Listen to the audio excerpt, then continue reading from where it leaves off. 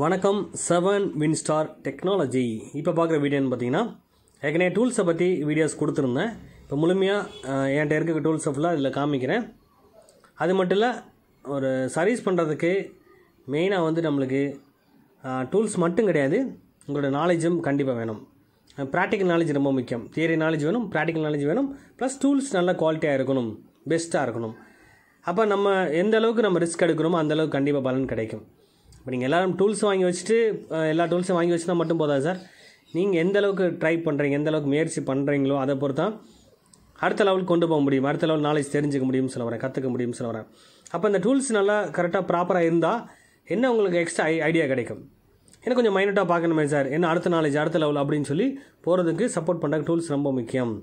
அப்போ சாதாரண வரக்கூடிய கீபோர்ட் செட்டுக்கு ஒரு டூல்ஸ் கான்செப்ட் இருந்தது, நார்மலாக இருந்தது. இப்போ ஆண்ட்ராய்ட் ஃபோன் வரும்போது அதுக்கு தகுந்த மாதிரி டூல்ஸ் நம்ம கண்டிப்பாக அப்டேட் பண்ணி ஆகணும்.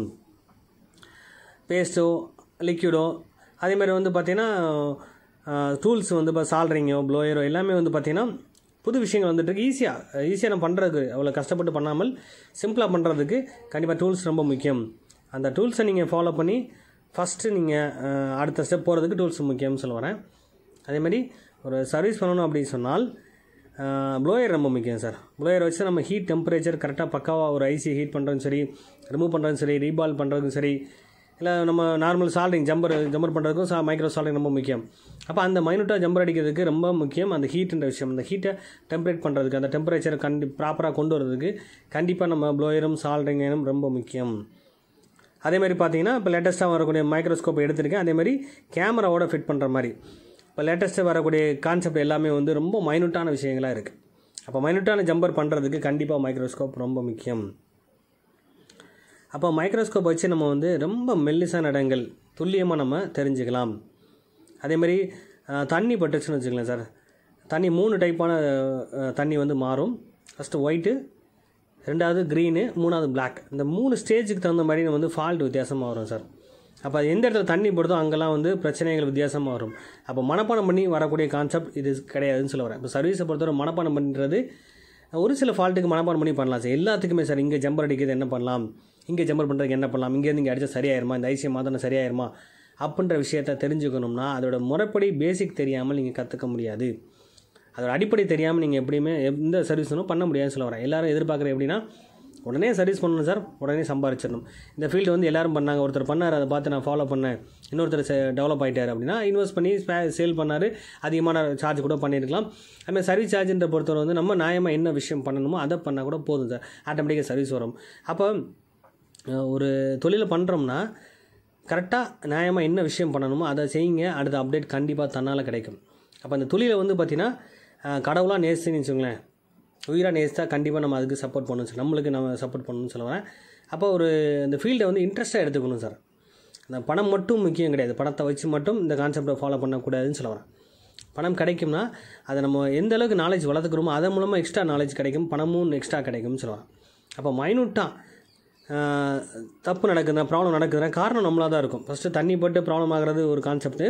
அதேமாரி வந்து சர்வீஸ் பண்ணும்போது ப்ராப்பராக சர்வீஸ் பண்ணாமல் லெட்டு இல்லை பேஸ்ட் அதிகமாக வச்சு பண்ணுவாங்க, இல்லை வந்து ஹீட் ஓவராக கொடுத்துருவாங்க, டேமேஜ் ஆயிரும். அப்போ மைனூட்டான அந்த CPU லைனில் வந்து பார்த்திங்கன்னா ட்ராக் நிறைய மைனூட்டாக இருக்கும். அந்த ட்ராக்கில் வந்து பேஸ்ட்டோ தண்ணியோ இல்லை வந்து முடியோ எதை பட்டாலும் சரி, லெட்டு அதிகமாக வச்சுருந்தாலும் சரி ப்ராப்ளமாக வாய்ப்பு இருக்கும். அப்போ ஒரு ஃபோனை எடுத்து நம்ம வந்து துல்லியமாக ஃபஸ்ட்டு போர்டில் ப்ராப்ளம் வரும்போது எந்த இடத்துல ப்ராப்ளம் ஆகுதோ அந்த செக்ஷனில் போயிட்டு அப்போ அந்த செக்ஷனை கண்டுபிடிக்க தெரியணும். அந்த இடத்துக்கு போய்ட்டு உதாரணத்துக்கு இப்போ சார்ஜ் ஏறலன்னு சொல்கிறாங்கன்னா ஃபஸ்ட்டு சார்ஜிங் கான்செப்ட் எங்கேருந்து ஆரம்பிச்சு எங்கே முடியும், அதுக்கு வரக்கூடிய ஸ்பேர்ஸ் என்ன எந்த தெரிஞ்சுக்கணும். அதுமாதிரி இப்போ டிஸ்பிளே கனெக்டரோ டச் கனெக்டரோ வருதுன்னா அதுக்கு வரக்கூடிய கால் டீட்டெயில், பின் டீட்டெயில், இதில் தான் பெரும்பாலும் ஃபால்ட் ஆகும் சார். ஹை வோல்டேஜ் லைட்டிங் லைனில் வருதுன்னு சொன்னால் லைட்டிங் லைனில் ப்ராப்ளமாக வாய்ப்பு இருக்குது, கருப்படிக்க வாய்ப்பு இருக்கும், அதனால் ஷார்ட் ஆகும், பின் சரியாக கான்டெக்ட் ஆகாது. அந்த மாதிரி இடங்கள் நம்ம கண்டுபிடிக்கணும். அப்போ ஸ்பேர் நார்மலாக பார்க்கும்போது எப்படி இருக்கும், ஷார்ட்டான இந்த மாதிரி கலர் மாறும். அந்த 3 ஸ்டேஜ் ஒன்று பார்த்தீங்களா, நார்மல் ஃபஸ்ட்டு ஒயிட்டு, ரெண்டாவது க்ரீனு, மூணாவது பிளாக், இந்த 3 ஸ்டேஜை வச்சு நம்ம கன்ஃபார்ம் பண்ணலாம். அந்த மாதிரி விஷயங்கள் நம்ம தெரிஞ்சுக்கணும் சார், எதனால் எந்த மாதிரி ப்ராப்ளம் ஆகுதுன்னு சொல்லி கண்டுபிடிக்க தெரியணும்.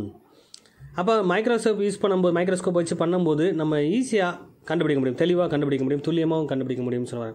அதேமாதிரி ஐசியை ரீபால் பண்ணுறோம் அப்படின்னா ஐசியோட கால் எந்த அளவுக்கு இருக்குது, ஒரு ஐசியை ரிமூவ் பண்ணுறோம்னா டேமேஜ் எல்லாம் எடுத்துருக்கோமா இல்லையா, அதில் கிராக் ஆகிடுச்சா, டேமேஜ் ஆகிடுச்சா, தண்ணி பட்டிருக்கா, அரிச்சிருக்கா, இதெல்லாம் கூட நம்ம தெளிவாக தெரிஞ்சுக்கலாம். அப்போ ஒரு சர்வீஸ் பண்ணுறதுக்கு முன்னாடி ஐடியா பண்ணிக்கணும். ப்ராப்ளத்துக்கு சொல்யூஷன் கண்டுபிடிக்க முன்னாடி என்ன ப்ராப்ளம், எதனால் ப்ராப்ளம் ஆயிருக்குன்னு சொல்லி கண்டுபிடிக்க தெரியணும். இந்த ப்ராப்ளத்தை கண்டுபிடிக்க தெரிஞ்சால் மட்டும் தான் சொல்யூஷனே கிடைக்கும். அப்போ நம்ம பண்ணுற தப்புனால தான், ஒருத்தர் பண்ணுற தப்புனால தான் ஃபால்ட்டே ஆகும்னு சொல்லுவேன். அப்போ அதுவாக ஃபால்ட் ஆகி வரது வேறு கான்செப்ட் சார். நம்ம நார்மலாக நம்ம தண்ணி போட்டு தான் அதிகபட்சம் தண்ணி போட்டோம், கீழே போட்டோம், இல்லை சர்வீஸ் பண்ண தெரியாமல் பண்ணுவாங்க சிலர். அப்போ விஷயத்தை சின்சியராக புரிஞ்சு பண்ணிங்கன்னா ஈஸியாக இருக்கும்னு சொல்லுவேன். அதாவது எந்த ஃபால்ட்டாக இருந்தாலும் அதுக்குரிய சொல்யூஷன் தெரியறதுக்கு முன்னாடி அது என்ன காரணம் சொல்லி தெரிஞ்சிட்டிங்கன்னா என்ன ஈஸியாக இருக்கும்னு சொல்லுவேன். அப்போ நான் என்ன கான்செப்ட் சொல்ல வரேன்னா, எந்த விஷயமா இருந்தாலும் நீங்கள் துல்லியமாக பேசிக்லேருந்து போனீங்கன்னா, அடிப்படையிலேருந்து போனீங்கன்னா அடுத்தடுத்த லெவல் பண்ண முடியும். அப்போ சர்க்யூட் அடிப்படைன்றது பேசிக் கான்செப்ட். நான் சொல்ல பொறுத்தவரை சர்வீஸ் பண்ணும்போது ஸ்பேரு, வேல்யூ, வோல்ட், ஐசி இந்த 4 ஃபார்முலா முழுமையாக தெரிஞ்சுக்கணும். 4 ஸ்டெப்பை வச்சு தான் முழுமையாக நம்ம சர்வீஸ் பண்ண முடியும். அதை வச்சு நான் பண்ணிகிட்ருக்கேன்னு சொல்ல வரேன். இப்போ நான் ஸ்டார்ட் பண்ணும்போது பார்த்தீங்கன்னா பேசிக் மாடல் மட்டும் தான் இருந்தது. அது கேமரா, மெமரி கார்டு எதுவுமே இல்லை. அதுக்கப்புறம் அப்டேட் ஆச்சு. அப்போ நம்ம அதுக்குன்ற விஷயத்தை நம்ம தேடி எங்கே போகணும்னா போர்டில் தேடினாலே பதில் கிடைக்கும். நம்ம ஒரு கான்செப்டை ஒரு சர்வீஸ் பண்ணுறோம்னா அந்த போர்டில் அதுக்குரிய பதில் இருக்கும், அந்த சர்க்யூட்டில் அதோட பதில் இருக்கும். அப்போ முழுமையாக ஒவ்வொரு செக்ஷனாக தனித்தனியாக பிரித்து பார்த்தீங்கன்னு சொன்னால் விஷயம் உங்களுக்கு புரிய ஆரம்பிக்கும். இப்போ ஒரு ஃபால்ட் வரதுக்கு முன்னாடி நம்ம உதாரணத்துக்கு ஒரு ஃபால்ட் அப்போ மட்டும் தான் ஜம்பர் அடிப்பேன் சார், அப்போ தான் சால்ட்ரிங் எடுப்பேன் சார், அப்போ தான் ப்ளோயர் யூஸ் பண்ணேன் சார், அப்போ தான் மைக்ரோஸ்கோப் யூஸ் பண்ணேன் சார், அப்போ தான் சாஃப்ட்வேர் பாக்ஸ் எடுப்பேன் சார் அப்படின்னால் கண்டிப்பாக நீங்கள் சர்வீஸ் பண்ண முடியாது. சார் ஓசியை வந்துருக்கு சார், அப்போ தான் ஓசியை ஓட்டுவேன் சார் நான் அப்படின்னா பழைய கான்செப்ட் ஃபோன் எடுத்து நம்ம ட்ரை பண்ணி பார்க்கணும், பழைய டிஸ்பிளே எடுத்து செஞ்சு பார்க்கணும். அப்போ தான் நாலேஜ் கிடைக்கும். நீங்கள் அதை விட்டுட்டு நம்ம அதை ஃபாலோ பண்ண மாட்டோம் சார், டேரெக்டாக நம்ம துருவா சர்வீஸ் பண்ணணும் இன்றைக்கி சம்பாரிச்சுன்ற மைண்டு வந்தீங்கன்னா கண்டிப்பாக பண்ண முடியாது. அந்த நேரத்தில் பண்ணலாம், ஏதோ எதிர்பாராமல் கூட சில விஷயங்கள் நடக்கும். க்ளீன் பண்ணியிருப்பீங்க, ஆன் ஆகிருக்கும், நெட்டில் பார்த்துருப்பீங்க, யூடியூப்பில் பார்த்துருப்பீங்க. அப்படி அதை பார்த்து நீங்கள் செஞ்ச மட்டும் பிரயோஜனம் இல்லை சார், அதை பார்க்குறது மட்டும் பிரயோஜனம் இல்லை. அது பார்க்குற விஷயத்த நோட் எடுத்து, என்னை பொறுத்த நோட்ஸ் எடுத்துக்கிறேன். அதாவது என்ன ஃபால்ட்டு வருது, நம்ம எதை முடிச்சிருக்கோம், முடிக்கலை, என்ன காரணத்தாலும் அது கண்டுபிடிக்க முடியல, அதோட காரணத்தை தேடுனா பதில் தன்னால் கிடச்சிடும். அதுக்கு ஒரு பதில் ஆட்டோமேட்டிக்காக அதுலேருந்து வந்துட்டே இருக்குன்னு சொல்ல வரேன்.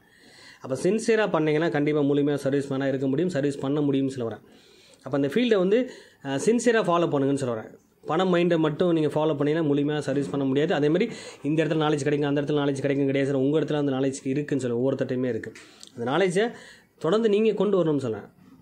கொண்டு வந்தால் மட்டும்தான். அப்போ ப்ராக்டிக்கலாக எந்த அளவுக்கு ரிஸ்க் எடுக்கிறீங்களோ தப்போ சரியாக செஞ்சுட்டே இருக்கணும், ரிசல்ட் கண்டிப்பாக கிடைக்கும். கஸ்டமர் ஃபோனை வச்சு கிடையாது சார், நம்ம கையில் இருக்க ஃபோன், பழைய ஸ்க்ராப் போர்டு ஏதாவது வச்சுருந்தால் ஃபஸ்ட்டு அதை வச்சு ஃபாலோ பண்ணுங்கள். சர்க்யூட் பாருங்கள், சர்க்யூட் கொஞ்சம் கஷ்டமாக தான் தெரியும். அப்போ சர்க்யூட் டயக்ராம் எப்படி ட்ரேஸ் பண்ணணும் அந்த மெத்தடை ஃபாலோ பண்ணுங்கள். என்ன வோல்டேஜ், அதிலே சர்க்யூட்லேயே வோல்ட்டு கொடுத்துருப்பாங்க, அதேமாதிரி வேல்யூவும் கொடுத்துருக்காங்க. அதே ப்ராக்டிக்கலாக செஞ்சு பார்த்தீங்கன்னா ரிசல்ட் கிடச்சிடும்னு சொல்ல வரேன். அப்போ நம்ம நாலேஜ் வளர்கிறதுக்கு ஒவ்வொரு செக்ஷனை தனித்தனியாக பிரித்து பார்க்கணும், பேசிக் ஸ்டெப் தெரியணும். ஒருத்தர் சொல்கிறாருன்னா அதை ஃபாலோ பண்ணி நம்மளுக்குன்னு ஒரு நாலேஜை கொண்டு வரணும். முதல்ல அது ப்ராக்டிக்கலாக செஞ்சு பார்க்கும்போது ரிசல்ட் கண்டிப்பாக தன்னாலே கிடைக்க ஆரம்பிக்கும். அப்போ ஒரு மைனூட்டான விஷயங்களை கூட நம்ம பண்ணுறதுக்கு இப்போ ஐஎஸ்பி நோட் அடிப்பாங்க, இஎம்எம்சிக்கும் சரி யூஎஃப்எஸ்ஐசிக்கும் சரி அடிக்கும்போது அந்த மைனூட்டான ஜம்பர் அடிக்கிறதுக்கு கண்டிப்பாக மைக்ரோஸ்கோப் முக்கியம். அதுமாதிரி ஃபால்ட்டுன்னு வரும்போது டாக்டருக்கும் ஷார்ட் ஆகிருக்கும், இல்லை தண்ணி பட்டுருக்கலாம், இந்த மாதிரி ப்ராப்ளம் வரும்போது இல்லை கிராக் பண்ணியிருப்போம், உடச்சிருப்பாங்க, அதை கண்டிப்பாக பார்க்குறதுக்கு மைக்ரோஸ்கோப் ரொம்ப முக்கியம் சார். கேமரா வச்சு பண்ணும்போது என்ன பெஸ்ட்டாக இருக்கும் உங்களுக்கு நாலேஜ் கிடைக்க ஆரம்பிக்கும். உங்கள் நாலேஜ் கிடைக்கணும்னா நீங்கள் ரிஸ்க் எடுத்தால் மட்டும் தான் நாலேஜ் கிடைக்கும்னு சொல்லுவேன். அதேமாதிரி ஒரு விஷயத்துக்கு சொல்யூஷன் கிடைக்கலன்னா நெக்ஸ்ட்டு இன்னொருத்தில் எதிர்பார்க்குறது ரைட் தான். அது எதிர்பார்த்தாலும் அவருக்கு சில விஷயங்கள் நிறைய பேர் சொல்கிறது கிடையாது சார்.